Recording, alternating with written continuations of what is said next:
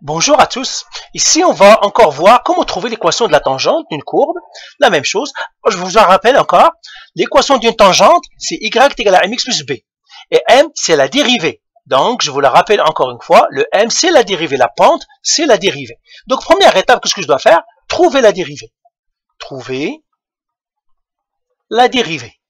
Parce que la pente de la droite tangente, c'est la dérivée. Donc, je dérive. Et ça, c'est facile. Y' égale A.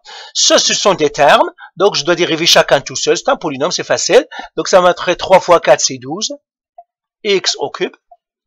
Là, ici, 3 fois moins 3, moins 9. X au carré.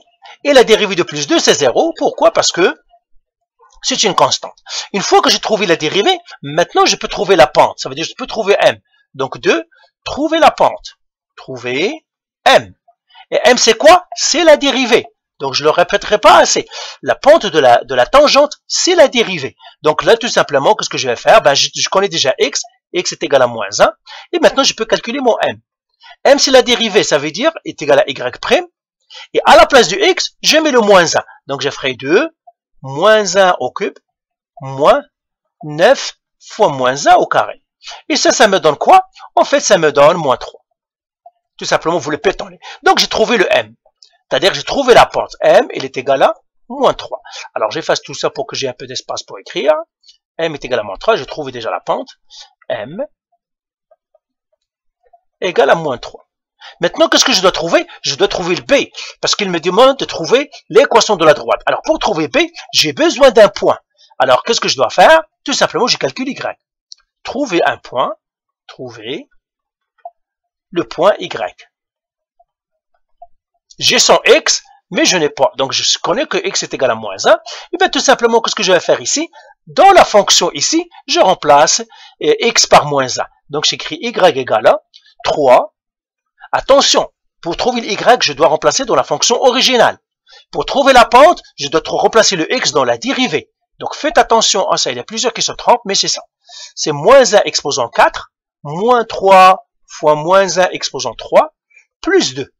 Et ça, je fais le calcul. Ça me donnerait 3, plus 3, plus 2, qui me donnera à la fin, c'est 8. Donc, je viens de trouver y, c'est 8.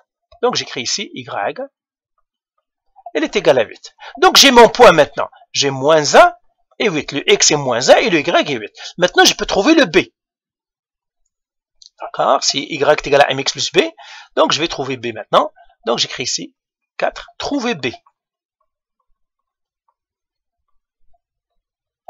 Comment je trouve b? Ben, tout simplement, j'écris y est égal à mx plus b. Je remplace. Ça serait le y, c'est 8. Égal le m, ça je l'avais déjà trouvé, c'est moins 3.